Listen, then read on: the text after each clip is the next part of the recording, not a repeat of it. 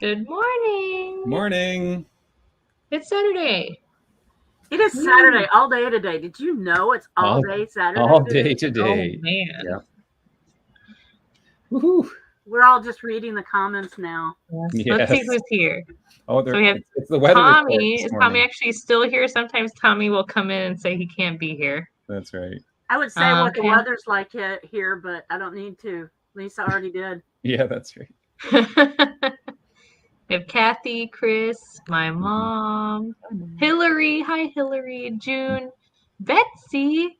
Yeah, I heard Betsy had a Q&A a couple weeks ago. Saw that. Video Q&A. Very nice. And Janine, Mujavlin, and that's it. Oh, Janine. Who is? Wait. What do you mean? I have contacts. I've been wearing contacts more recently. So I have contacts in so I can see without glasses. That's right. It still takes me a while to get used to it. Like my face, getting used to seeing my face without glasses is weird. Yes, Lynette. Yes, I was right the first time I said it, Lynette. Oh yeah. The trifecta of bifocals is ruined. Yes. We used to be all four-eyed. So I don't know if everyone had bifocals. I mean, okay, that progressives. So yeah, and these are just my computer glasses. So computer and organ playing glasses. So. An organ playing, not piano. Well, a piano too, yeah. But you don't need on to the look organ at the because piano is as hard as the organ. So far back, and I have to be able to go so far across. When I tried that with progressives, when I first got progressives, it was a disaster. It was disastrous because I could only see one band of the music, and all the rest of the notes were all blurry. And how is the foot pedal with those glasses? Can you see that? Well, the foot pedal, you just do it. You just do it. You don't even look down at your feet on the organ. On the organ, yeah.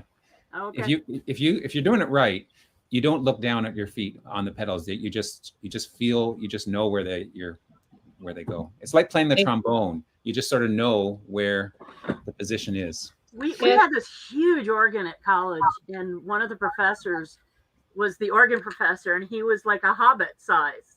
Oh, professor. Yes. And watching him, he literally like ran around that organ playing. Oh, yeah. It was crazy cool to watch. Oh, yeah. I mean, if he was that short, he'd hardly be able to sit on the bench. he did. He literally would skittle his bum back and forth all the way across. It was crazy to watch. I always thought about the Hunchback. Oh, yes. When I watched him play. So, how are you? What did you do when you were off? Did you do alligator wrangling again? No alligator wrangling. Yeah. No alligator wrangling. Oh wow! Not this time. So much for that rumor that we started. Yeah, darn. Yeah. I forgot what rumor we started last time. But, yeah. It was It was llamas or alligators or something. Well, at least we know. I'll tell you what she was doing. She was gallivanting. Gallivanting. Yes. Gallivanting. Out all over the place. So. Yep. Definitely was doing that all over the place. My eyes hurt, turn red, and pop out of my face if anybody even mentions me wearing contacts. So, I can't wear contacts. Mm-hmm. Besides, if I had my glasses, you wouldn't be able to recognize me. It was a mission. My right eye. So blurry. Ooh, that was like Valentino. Rudolph Valentino. Oh, yes. That's what you did, Greg. Oh, was it? It was a mission trying to get the right prescription in my right eye because my astigmatism's so weird that instead of going stronger with the glasses, he says I actually need less astigmatism because contacts sometimes, I don't know. Create the weird curve, yeah. Yeah, so I needed less prescription when usually I need more. That's interesting. It was a mission trying to get the right. Well, your mama's not hugging you, but she certainly has a smiley face for you. Yes. Yeah. Hello, some interesting math and physics there, I think, Sarah. Mm-hmm. But I won't math and physics there. In the difference between the glasses and the contacts and yeah. Oh my. That'd be fun, but no, we won't explore that now. Not today. Maybe in a different segment. Yeah. Were any of our ancestors opticians? Opticians. I have some who were. I got a number who were shoemakers. Apparently. Shoemakers. What about you, Sarah? Opticians? No. No. I doubt. What is when I say what is the family job? What jumps to mind? What is the? Well, a lot of all of my dad's side were oystermen in Matthews County, Virginia. Oh. Yeah, there was a few of those. A couple generations. That's what they did. I can say without a doubt that of the 55,000 million answers we had to the question of the week this week, not one of them was an oysterman. Wow. I should have added that to the list. You should have added that. Yeah. So I'm going to share my screen and bounce over here. Let's get that going. Does that lead into the question of the week, Mags? Was that a segue? That was a segue. Wow. I thought it was quite the good segue. I didn't even realize that. Didn't realize it at all. Wow. Where How good are we? I'm having troubles here. Okay. Lisa says her astigmatism rotated during her second pregnancy. Oh, wow. Rotated? So I went around. I don't think or she rotated around the child. Is that what happened? Your eye was just like, I'm just going to turn this way. Yeah, really. That's wild. So here's our question of the week. Obviously, I already started asking people about opticians. I was trying to segue. I thought I did a good job. You did a great job. You did a great job. Bang on. Lynette has oysterman too. Oh, wow. Lynette. A question of the week. Is there an occupation that was in your family for generations? Not what, but for generations. And there are 85 answers, literally 5 pages of answers. And I didn't pick one as a favorite, but I think that my favorite is way over here on page 4. Wow. Or 5. I don't know if I can find it. It should be easy to find. This one is my favorite one. Sorry, it's just because it was written in German and I loved it. So here I'm gonna favorite this one. Make sure that you go through and upvote these great answers. What does it say though? What does it say? Chimney sweep. Oh. Yeah. So I'm gonna go through and we're gonna go back to the first page. Hopefully, no, I'm gonna make everybody sick by scrolling too fast. There we go. I'm gonna go to the very first page, and it doesn't look as good when it gets formatted for best answer. It just looks so pretty and fine. My family were chimney sweeps. Oil field workers. Got that one in there. Let's see. Printing business. Tommy Buck. Tommy, where are you? Oh, he's here. I haven't seen him answer again. No, Tommy's in here though, but Tommy Buck, printers, and he carries on the business. Oh. So if you need anything printed, let's give Tommy Buck a call. They probably don't print for just low down people like us. You never know. That's my current job, printing art. Printing. Let's see. Civil servants, farmer. Marty Frank. Pip Shepard says he's a lint head. I actually put that in as in a minute. You'll see it. Hopefully, Pip. Virginia Fields says farmers.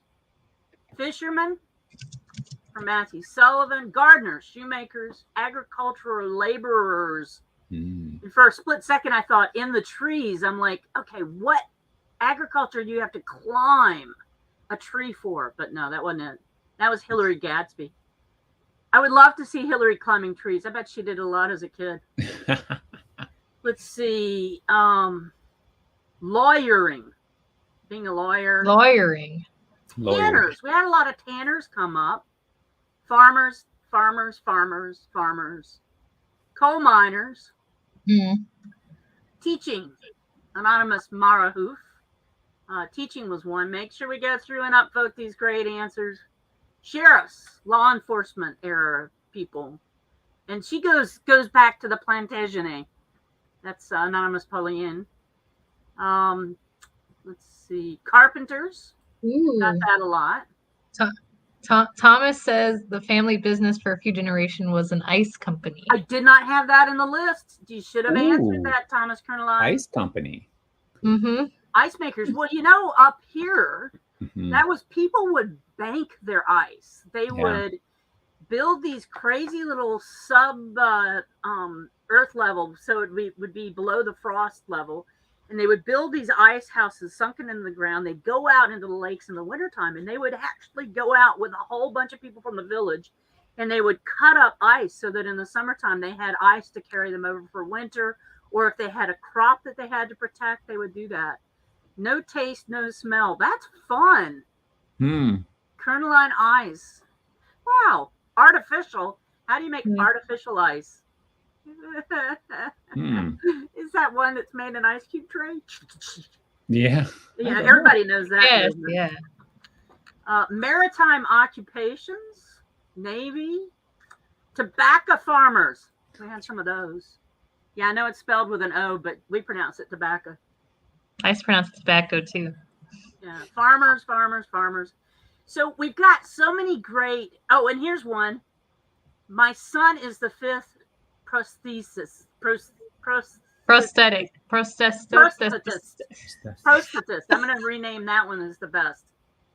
There were so many answers, so many good answers that I did something special this time. Oh. If I can actually move it over here. I created one of those word bubbles. Yeah, word cloud. Word clouds, yeah. And every time I saw an answer, I put it in the list. So what this word cloud does is it takes the words that appear the most and makes them biggest the most. The most biggest. The most biggest. Well, we can see which one the farmer. Oh, yeah. I like that. Kevin's Bacon Challenge, there was a line of about 7 town musicians. That's cool. Neat. Yeah, I don't think anybody in my family ever played for professionally until we get down to my level. My siblings and I have all played professionally. But you hear my grandfather saying that the only thing they ever could do was sit on the porch and play music. There wasn't a TV or a radio up in the Appalachians, so that's what they grew up with. So here's the list, basically based on all of our answers. The biggest words are the most common. So farmer wins. So it's the most common repeating occupation in people's families. Farmer, coal miners are big. Ministers big. Let's see, worker. Worker probably has another word connected to it. Like master carpenter should be master shipbuilders, coach builders. Coach builders, John Tyner's family. Silversmith, wagon maker. Cloth maker. Textiles was big. Fireman wasn't, but that was in there. We have firemen in my in-law family. Is that one German one at the bottom? The Schornsteinfegermeister. That's a chimney sweep. Yeah, military workers, drapers, weavers, tanners. Teacher was another big one, which is also nice to see. Minister was big. Yeah. Coal miner was big. There's my just workers. Yeah, worker. And that's probably metal worker. Could be metal worker or farm worker. I think I used that was metal worker. So there were lots of metal workers. It looks like wagon clockmaker, but no, we don't have any wagon clocks. Blacksmith didn't come up as much as I thought it would, but it did come up. Fisherman didn't come up as much as I thought it would. Wheelwright, grocer, farrier. It's interesting how it threw them in the middle. Yeah, that's kind of neat. Yeah, so there's oil. So oil, there, like inside the M there, I see oil and rail. Yeah. So those are probably the gun makers. Yeah. Bell makers, soda makers. Soda? Yeah, somebody had, and they worked for, their family owned a bottling company, so they made soda. There's the chimney sweep. I did it in English as well. Engineer. I don't see my dad. Oh, yeah, here he is. My dad, architect. But my dad's father was a master carpenter. It's kind of related. Yeah. So, yeah. But my dad, you know what? My dad didn't want to be an architect when he went to school. You know what he wanted to do? He's quite the artist. He is very good at drawing and painting. And he wanted to be a comic strip maker. I was gonna guess that. Isn't that funny? He wanted to do comics, so He when could have went done the to next school, Charlie Brown. he got into school and they didn't have that as an option. No. So he said, "Okay, I'll be an architect." Still drawing. Yeah, it's still drawing. Yeah, and it's still on the same big easel or whatever, right? Yeah. Look, Mindy's here. Hi, Mindy. Hey, Mindy. Hey, Mindy. So this is really cool. So Very neat. If you want to check this all out, you can look back through and freeze frame on the video. Dad was a banker. His dad was a draftsman. Wow. Yeah. I worked for my dad when I was young. I did drafting for him. Really young. Like, I grew up under his feet. Like you were this big? Right. I was this big. Yeah, and my dad's company, he created a company with his best friend from Clemson. And that company is still going quite strong now, even though all the primary people that started it are out. So Craig Golden Davis Architects, if anybody, we have offices in Maryland and South Carolina. Yeah, so it's going strong. But yeah, the Schornstein Figuermeister was my favorite because of that word. That's neat. Law enforcement. Some of the words didn't, when I put them in together, like law enforcement, it didn't keep them together. So maybe next time I might do one of these. There were just so many answers I needed to do something fun. So I thought the word cloud would be fun. So that is neat. A word cloud. Very cool. Lisa says civil engineer. Mm-hmm. Got to see drawings that my grandfather did. Yeah. So cool. Lisa, when they did the bridge, were you like, I was like, because I did the same job in the States, I was like glued to the TV set the whole weekend watching the bridge, because that's what I did. I worked for the DOT. Neat. Betsy Coe says she loves word clouds. Thank you. Aaron says my father was a firefighter. What was your father's father a firefighter? That's a good question. I also had an engineer. My uncle was an engineer as well. Mechanics, jack of all trades, dentist. I didn't see dentist in any of the lists. Oh yeah. And was your mom a vampire, Chris? No. Oh yeah, no. Yeah. She was a hematologist. Yeah, probably. Yeah. Judy Stutt. She says she's a second generation banker. Can I borrow some money? Anyway, so that's the question of the week. Kind of did it different this week because there were so many answers. So there you go. Very neat. And I'll stop my share. Okay. Ooh, that was fun. That was cool. Farmers all. Lots of farmers. Yeah. Mm-hmm. I think everybody has farmers in their go back family. far enough. Yeah, that's the. What else? We're all farmers at some point. We're all farmers. Or hunter gatherers. Unless you're we're like royalty or like on the people. Yes. Yeah. Tinkers. Chris Ferriello. I did have tinkers in the list. My grandfather-in-law was a tinkerer. Tinkerer. Yeah, so he did. Let's see. Karen Lowe says steel worker. Ooh. And climb icy stairs on the smokestacks to maintain the gas cleaners. Wow. My spouse's great grandfather was the man who went up into the Victoria Tower to manually ring the bell in the Victoria Tower. And there's a newspaper article about how he was physically adept at the job because he was big and bulky, but in a small package. You had to be able to get up these weird places. So he was dense? Yeah. Wiry? Yeah. Bookshop. Archie V.O. was his name. Bookshops. Librarians. Nice. Yeah. A literature professor, Thomas Carneline. So into writing and books. Locksmith. Yeah, I didn't see any writers. Interesting. Yeah. Great, interesting question of the week. Very neat. Yeah. Over to you, Greg, because I know you're over to me. I guess it is a generational occupation. What writers? What Greg is about to talk about. I guess in a sense. That is so true. In a way, yeah. So the theme of the profiles of the week. I mean, very timely. Does anyone put these together? It's like she has second sense. But so the question is, which Elizabethan are you most closely connected to? And the primary person was Elizabeth I. And the reason for selecting this topic for this week was because Elizabeth I, her birthday was September 7th, which was this week. But how timely, because the very next day, September the 8th, is also the day that we lost Elizabeth II. So the two Elizabeths, the first and the second, are all connected by one day apart. Huge life events. So now Elizabeth I, was she the longest reigning monarch in England after Elizabeth I? I think Victoria was. Victoria was the longest. I gotta look that up. Yeah, I'm pretty sure Victoria was the longest until Elizabeth II passed her, lapped her.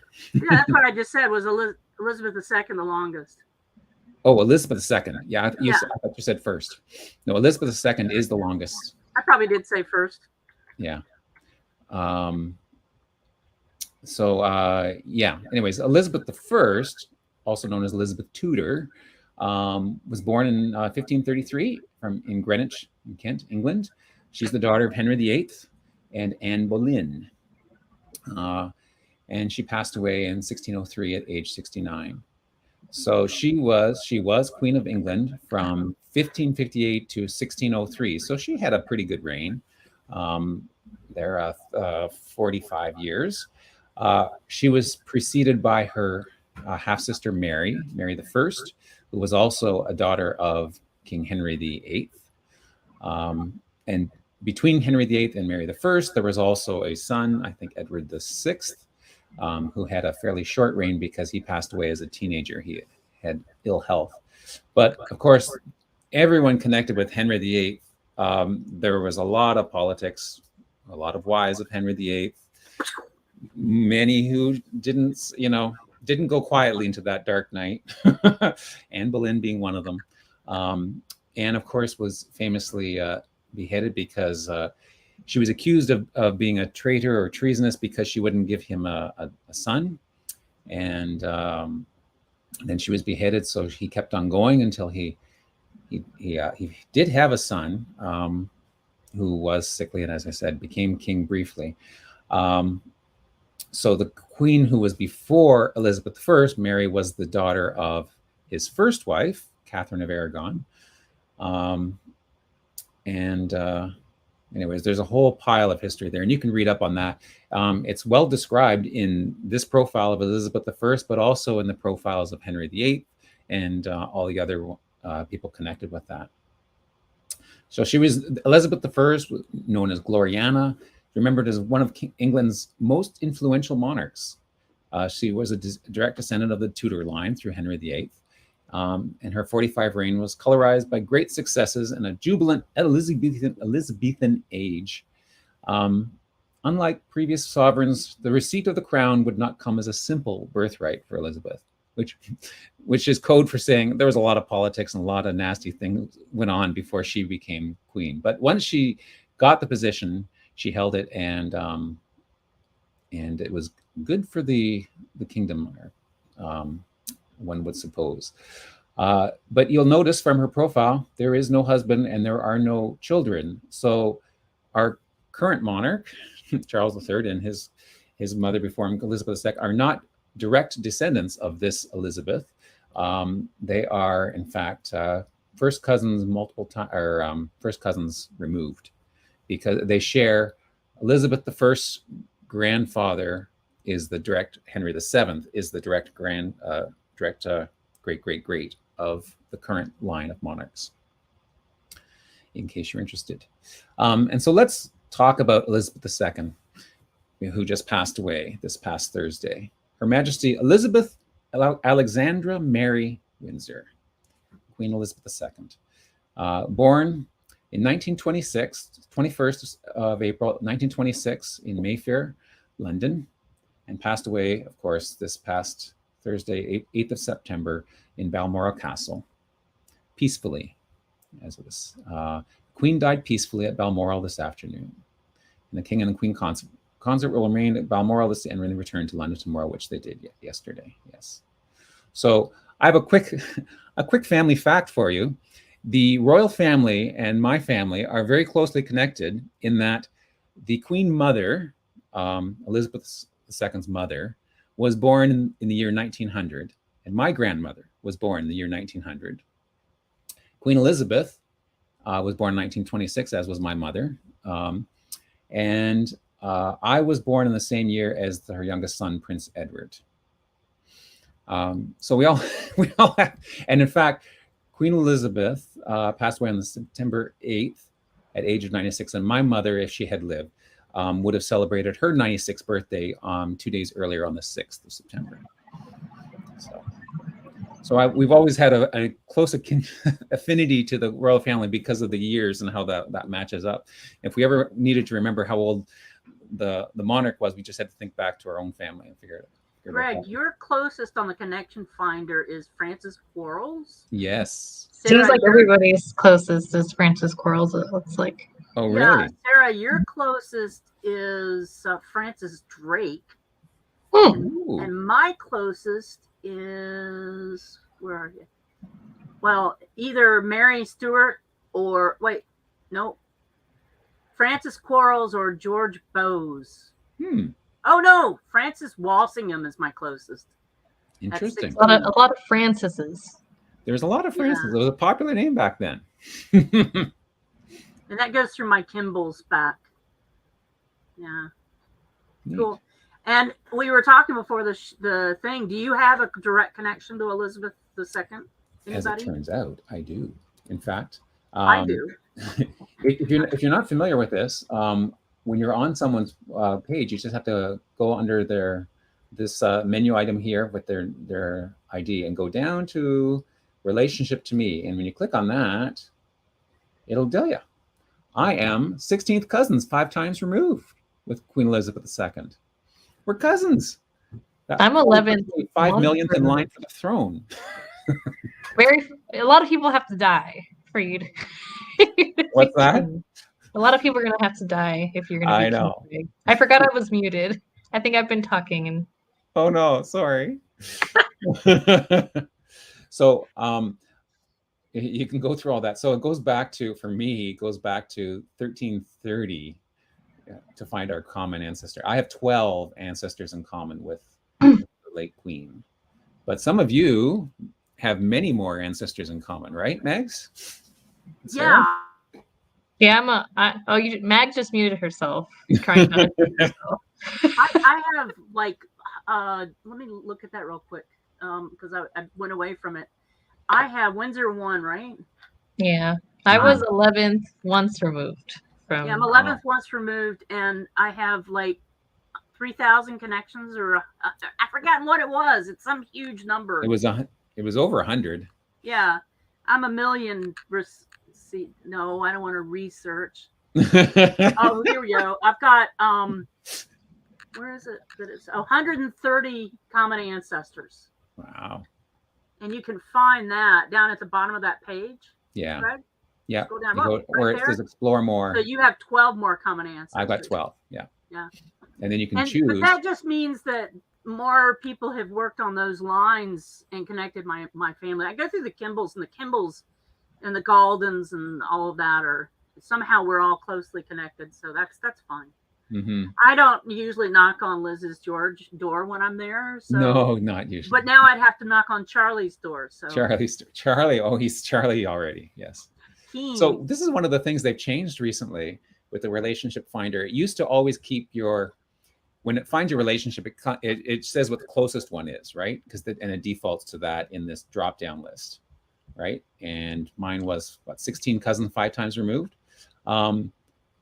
And when you picked a different option down here, it used to keep the one that was closest up top. But now what it does is it names the relationship based on the description or the descendants that you've chosen or the ancestor you've chosen here. So with this common Bernard Dandus, with him as the common ancestor, the relationship is renamed as 22nd cousin 5 times removed.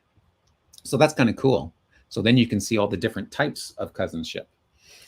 So I just thought that was a neat little thing. Francis Quarles is almost a straight line. When I actually, for me, there's only one marriage in between there. I'm going to show that. Yeah, me too. Yeah. Oh, you too, eh? Yeah. Wow. So the next one in the Elizabethan group is Mary, Queen of Scots. Mary Stuart, Queen of Scots. Which is my closest connection on the connection finder. Mary was closest for you? Mm-hmm. Oh, neat. So she was born in Lilithgow Palace in West Lothian, Scotland, daughter of James Stuart and Marie Guise. Was married 3 times, one of them to Henry Stuart. And her third husband was the one that sort of got her in trouble. Anyways, she was the daughter of James V of Scotland and Mary of Guise. 2 older brothers died in infancy, and that's why she became Queen of Scotland. Her mother acted as her regent until she became of age, and she was also the Queen Consort of France, apparently. Because she was sent to France, grew up in luxurious French court, and so that's also part of why the Scots and the French have always had a long-standing alliance. So goes through the details here of her life. When she married her second husband, Henry Stuart, who was a grandson of Margaret Tudor, and so that united the Tudor family. Unfortunately, her second husband died mysteriously, and then when she married her third husband, he was sort of the prime suspect in the second husband's murder, and Mary, it was suspicious whether Mary was complicit in that or not. Apparently. They married like a few months after her previous husband died. So yes, and in fact, she gave birth to a son, but the son was conceived by the second husband. Oh, maybe. Hopefully, because that son then became he actually became the James I of England. Because the first husband or the second husband was a Tudor, so that's how the connection was made. She was the great granddaughter of Henry VII, this Mary Queen of Scots. So that's made her a cousin to Elizabeth I. And so that's why there was sort of that rivalry between Elizabeth I and Mary Queen of Scots. And because Elizabeth brought back the Protestant religion as the official religion, Catholics in England didn't like that, and they wanted a Catholic queen, which was Mary Queen of Scots. And there was a plot, and in fact that there was a plot to assassinate or get rid of Elizabeth I. And eventually Mary Queen of Scots was brought on trial for that treason, and that's why she was killed in the Tower, sadly. There was so much drama in so much drama. So much drama. Anyways, there we go. That's why they made a show out of it, right? Yeah, that's right. Multiple shows, eh? Mm-hmm. Those royals are just drama queens. Drama queens, yeah. Mm-hmm. So Anthony Babington, I moved his. He was one of the Babington, yeah. So that's not a name I didn't actually know from before. He was the chief mastermind of the English Catholics who were plotting to assassinate Elizabeth I and replace her with Mary Queen of Scots. But he was executed for treason along with his co-conspirators and Mary. So that's his claim to fame, or fame or infamy, maybe more like it. Yeah. So that's where he got in. And then another famous Elizabethan, Francis Drake. That's the one I'm closest to. Ah, cool. So now he's a world famous explorer, and you do like to go off and explore places, Sarah. So there we go. That makes sense. Makes sense. Yes, you've traveled from coast to coast in the States, right? You were up in Washington State, weren't you? No, I was just in just Tampa, Florida. I just drove 4 hours. Oh, okay. But no, not recently, but before. Like you had a business trip. Oregon. Okay. Mm-hmm. That's almost kitty corner. Almost very close. Yeah. Have you seen the Pacific Ocean? Yes, I kind of swam when I went to California but it was too cold. Pacific Ocean is very cold. See, there you go. You're going lots of travels. Traveling. Lots of traveling. So he's born about 1545. I'm guessing that means that we don't actually have birth records that go that far back. And died on the 20th of January, 1596 at about 51. That's pretty young, but maybe that's not so young. On board his ship. On a ship, the Defiance, Portobello, Panama. Yeah, famous Elizabethan sailor, navigator, first Englishman to circumnavigate the globe. And a celebrated admiral in Queen Elizabeth's reign, son of Edmund Drake, who was a vicar, and his pedigree may be found in, there's a F reference right there. So all of these profiles, because they're so far back and very famous people, are quite well done. I'm not going to go through and read them all, and you're welcome to do so because they're really well done and very informative. I love these types of old paintings or illustrations. They're very cool. Looks like this was taken from a book, probably. Very neat. And then, of course, another famous Elizabethan, William Shakespeare. And of course, because the Elizabethans are full of drama, it's no surprise that one of the best dramatists of all time. Shakespeare profited on their drama. Would profit on their drama. There you go. That's a good answer. Excellent. Yes. Yeah. The Bard of Avon. Born about 23rd of April, 1564 in Stratford upon Avon, Warwickshire, England. And died the same day, just 52 years later, in 1616. Ooh, that's a cool number. Again, on Stratford upon Avon. So it doesn't look like he moved very much, or at least he came back to where he started. If he had, widely considered to be the best English language writer and dramatist of all time, prolific writer, enduring contributions, including 154 sonnets. That's a lot of sonnets. And popular plays, such as Romeo, Juliet, Merchant of Venice was the first one I studied in school. The Scottish play, of course. I don't know if we're allowed to say the name of it on live on WikiTree or not. No. What was the first Shakespearean play that you guys studied? I think everybody always does Romeo and Juliet first. I feel like. Really? At least that was not studied, but at least like read. Oh yeah. Or like my favorite is Love's Labour's Lost because it has my favorite quote. Oh, what's that? They have been at a great feast of languages and stolen the scraps. That's great. I think one of my school had me study was King Lear. Yeah, I think Hamlet may have been my first, or the one I remember the best in AP English. Yeah. And I remember starting at Beowulf and working our way up.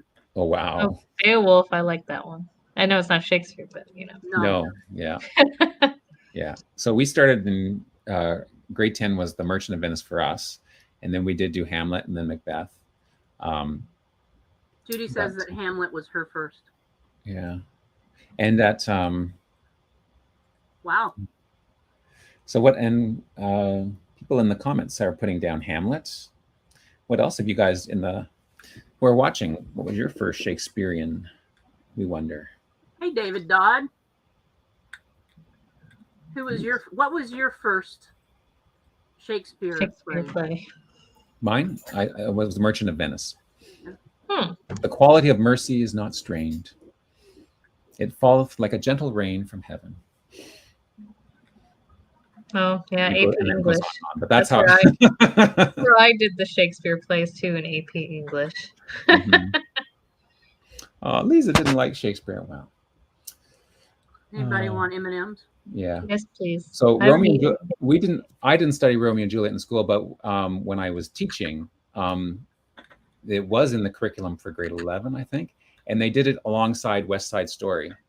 So they did the parallels between the two. Oh, that's interesting. Yeah, so it was very cool because one was obviously based on the other. So that was neat.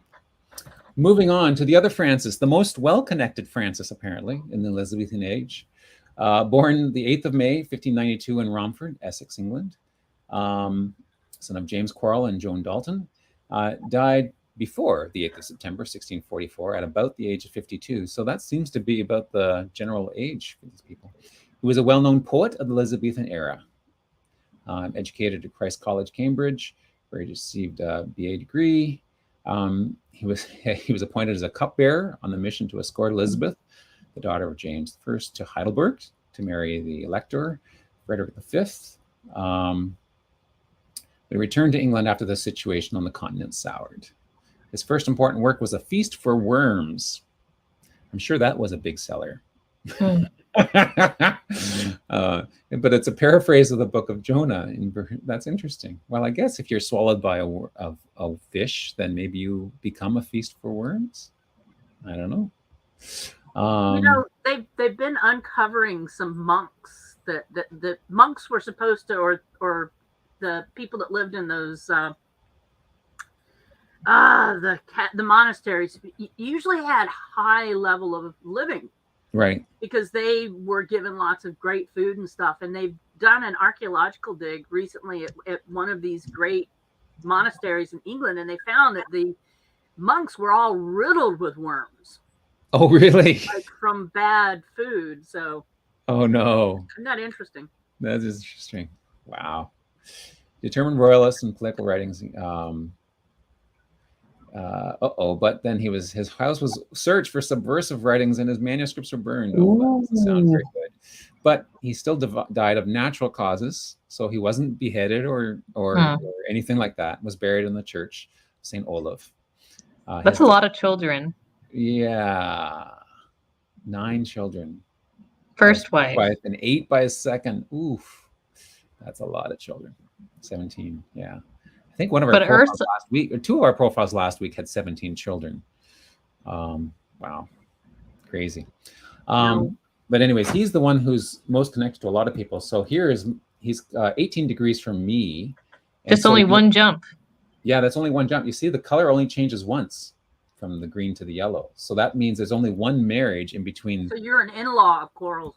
Yeah. So I always love to go and hit the alternative view. And when you look at that, then you can see that Francis's great-grandfather's wife's aunt. Okay, here we go into an A.J. Jacobs family relationship. Is my 10 times great-grandmother. His great-grandfather's wife's aunt was my 10 times great-grandmother. So that is a lot of math. I'm going to put Aaron's favorite. You didn't say favorite. Is that a comment on my relationship? Is it to Francis? I don't think he said it was his favorite. I think it was the first one he studied, unless it is his favorite. But so there you have it. So Elizabeth here, she's the linchpin. So she is actually directly connected to me. So she would be my what would she be? She would be a first cousin 9 times removed of mine, and she would also be the great grandmother of Francis Quarles. The greatest grandmother. The greatest grandmother. Oh, okay. I'm just gonna keep putting Aaron's answer up. Yeah, that's that comment can be used about a lot. Okay. Hey, Jory. Okay, I'm going to speed through these other ones so we have time for pictures. Hold on a second. Okay. Mindy actually commented on how she loved how they dressed in the Elizabethan era. Look at that. Oh yeah. Look at that collar. My goodness, that cannot be comfortable. And this is really my closest. He was the secretary to Elizabeth, I guess. Oh wow. The third Francis. Another Francis, really? Yeah. I wonder, is it just used to catch crumbs, so like when you're eating? Yeah, and then you can grab stuff for later for snacks. Yeah, that's right. So this Francis was born about 1532 in Scadbury Park, Chislehurst, Kent, England. Son of William Walsingham and Joyce Denny. And he died at the age of 58. Ooh, a little bit older. 6th of April, 1590 in the city of London. Seething Lane. I love that the name of that. Yeah, the place in Seething Lane. Oh my. Wow. right next to Scowling Street. Yeah. Oh my goodness. So he was a maternal cousin to Princess Elizabeth. Isn't that nice? Raised by a stepfather, and he spent most of Queen Mary's reign abroad, and then he became a close advisor to the young queen. And married another widow. He was the principal secretary to Queen Elizabeth I, from 1573 until his death, and is popularly remembered as her spy master. Ooh. So have you done any spying, Mags? No. She did it very like I don't believe her. The non. Yeah, that's right. Yeah. Oh no, not me. Yeah. He was buried in St. Paul's Cathedral. Oh, and then you can actually look on his will, so that's pretty cool. Apparently, it's still in the city. Chris Ferriello asked if that address still exists. Seething Lane. Seething Lane. And it brings me a bunch of hotels near the tower. Oh, interesting. Matthew Hutton is our next one, born 1529 in Priest Hutton, Wharton, Lancashire, England. I wonder if that place was named after his family. Because of the Hutton, yeah. Mm-hmm. I wonder. And so was one of his forebears a priest, even? I don't know. Interesting. He was thought to have been born in 1529, the son of Matthew Hutton. He had two brothers.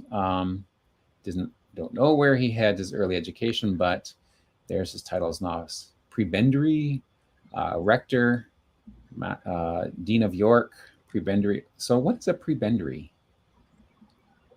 That is a good question. What is it? What? Prebendary. Look up prebendary. Is a canon of a cathedral or a collegiate church whose income originally came from a prebend.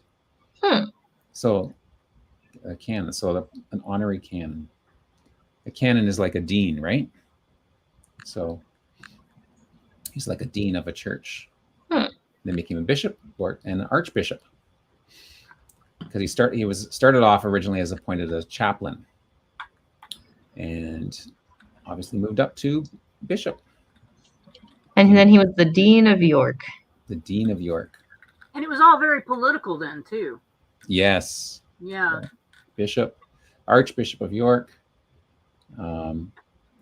This must be Anglican because he's married and children. Yes. Children. Married with Children. That sounds like a good name for a TV show. Yeah, it does. Yeah, I'd say so. Except this time it's going to be with Elizabethan garb. Yeah, that's right. Hillary said it was easier to change the color of the collar than it was to change the clothes. So they would have lots of collars and they would switch their collars. Oh. Isn't that interesting? That's smart, Hillary. So they wouldn't change their clothes. Of course not. They just changed the down. collars. They never bathed, those people. Wow. That's why they had all of the powder. And that's why they died from the bleach in the mercury poisoning. Noted earlier that it was mercury poisoning for Elizabeth, supposedly. Oh, interesting. They wanted to be as white as possible. How opposite we are now. Yeah. Wow. So Helena Gorgeous, Sneckenborg, the Marchioness of Northampton, was born about 1549 in Östergötland, Sverige, in Sweden. And she passed away at the ripe old age of 86 back then, on the 10th of April, 1635, in Somerset, England. She was a maid of honor to Princess Cecilia of Sweden, and she traveled with her mistress at the request of Queen Elizabeth. And then became enamored. William became enamored, wanted to marry him, but couldn't until his first wife passed away. Couldn't marry her. Still young and now rich and titled, Helena had many admirers. Her choice being Thomas Gorges of Longford. And the Queen apparently approved the match at first and then changed her mind, but they secretly married.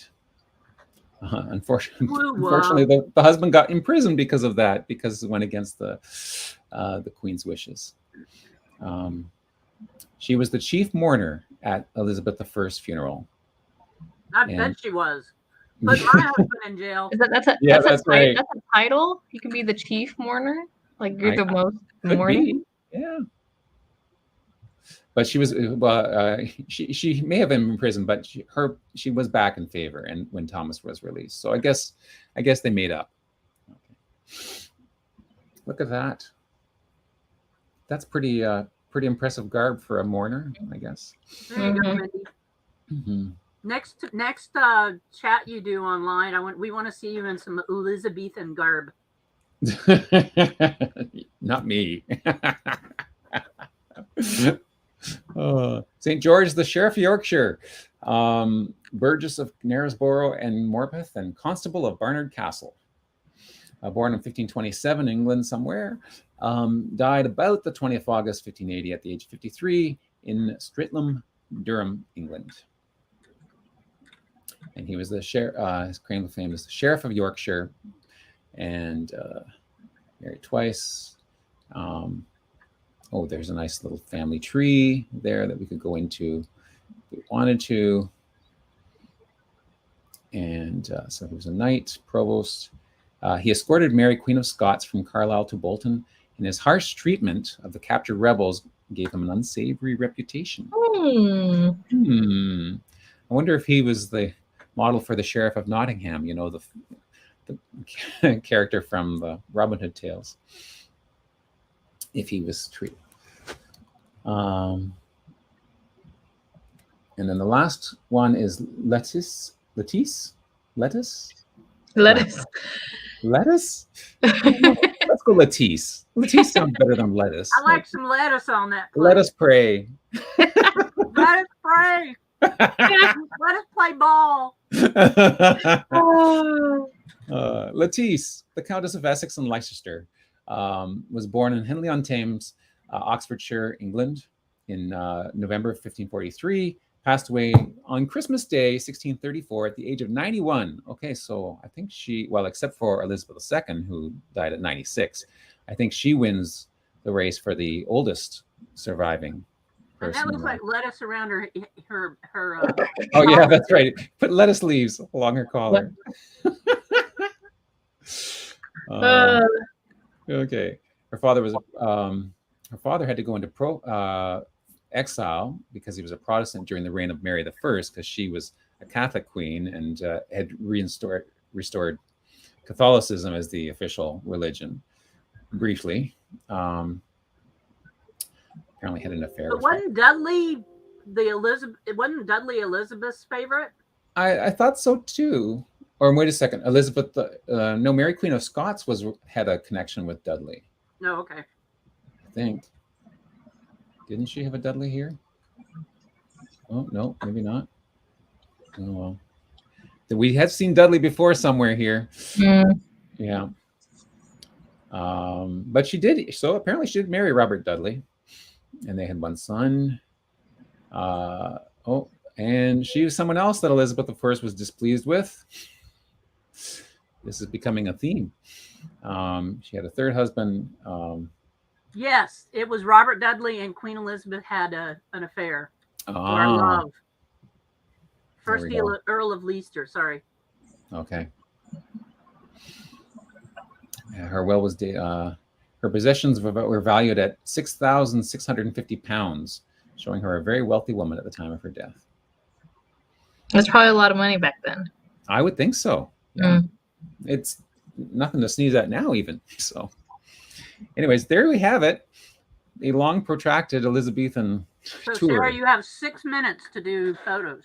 That's okay. There weren't that many, but it's a good one. Okay. It is. Are there animals? Facial hair. We saw some good Elizabethan men with some facial hair. Let's see. Let's share the screen. Okay.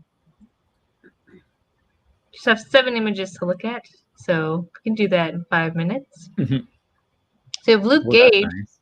He also wins for best hat. He's from London. He's from England. Oh, nice. So appropriate.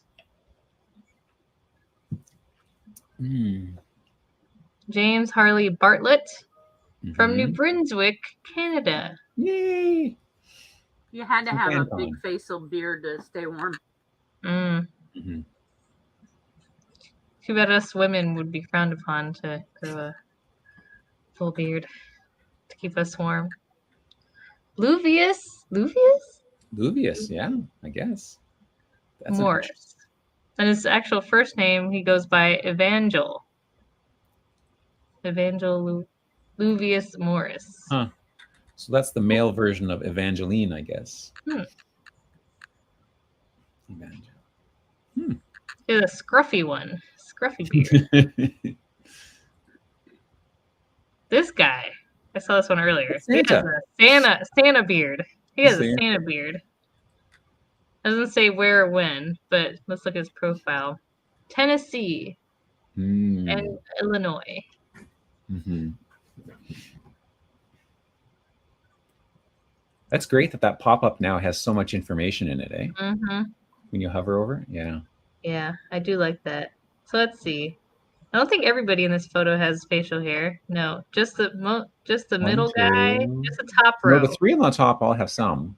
I don't know, the guy on the right on the bottom has one. I think the bottoms both have little beards, white beards. Oh yeah, maybe a little bit, yeah. This guy has a full. But that guy, oh yeah, up and around the ears too. Like that beard is just. He needs to grow out the top of his head, kind of even out. I wonder if his beard went down and then he just hooked it around his ears. Or did it come over? Yeah, that's right. So this one says the 5 Johnson brothers were with their parents. Came down from Birmingham, England, 1833, and became manufacturers. Birmingham is in Alabama. Maybe because I'm closer to Alabama than I am. Yeah, you are, Tallahassee. They were manufacturers in Troy, New York, where their factory burned down. And then they went into New Jersey where James worked for the Colt factory. And then they were also silversmiths. Yep. Well, this ties right back into the question of the week. Yeah. It all's coming together. It's all related. It's all connected. Look at this one. Oh, neat. Okay, say his name quick. Webjornson. Nice. I guess he was named after his dad too, because his another Webjornson. Webjorn. Yep. That's his dad, Webjorn. And is his dad's name Webjorn as well? No, Vedbjorn. Vedbjorn. Pretty close. He has a cool beard, though. Good beard. Mm-hmm.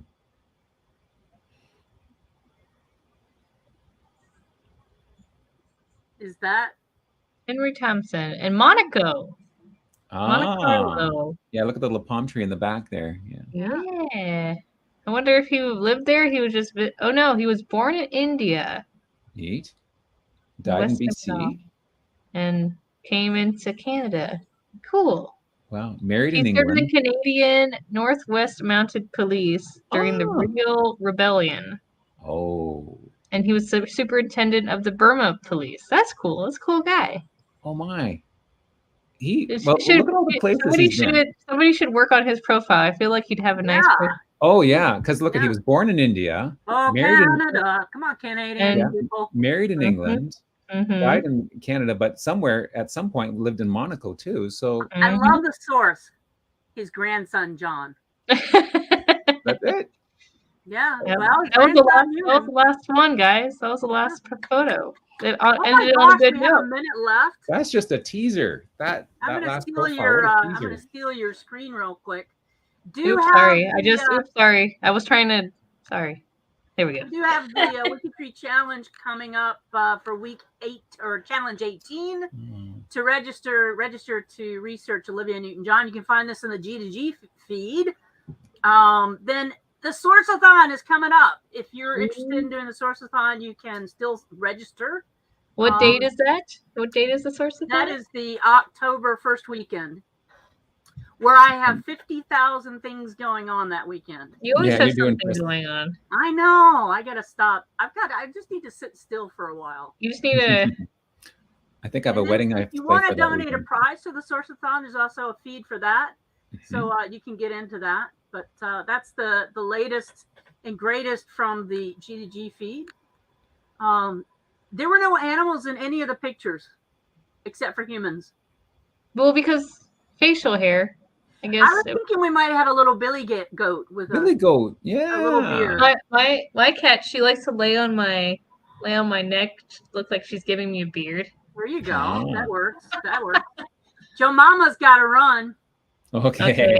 Bye. Wow, Mindy says that they've already got prizes totaling close to $4,000. Wow. How cool is that? Awesome. That's great. Yeah. What teams have you guys signed up for? You know what? I wanted to sign up for an Appalachian team, but the Appalachian team is connected to the Virginia team, and I'm going to stick with my cornbread catchers until if there's an Appalachian team, I'll probably jump over to it because, well, I'm Appalachian. So. You're Appalachian, yeah. This is a Team Canada. I go back and forth from Team Canada to Team Italy. So I was Team Italy the last one. I'm going to be Team Canada this time. Switching it up. Team Virginia there. Yeah, of course, Mindy. But Mindy, if the Appalachian team starts, I think she's going to go over to the will she go Appalachian? Team Italy. Yeah. Minus Greg. You're not right. That's right. Greg on your Who are you going with? Who? Greg? No team? Me? Greg? You. No, Greg. We're talking about you, Greg. Oh, I'm going with Team Canada. I said that, right? Oh, Team Canada. Gotcha. I knew I go back and forth. Greg. This is a Team Canada event. Hey, Steven. Steven just showed up. To Mazowitz. Watch it. We're done. Oh, we're done. Yeah. It leaves the Welsh Dragons. Yeah. Let me get the branding up here, and we'll say goodbye, everybody. Goodbye. See you next week. Have a good week.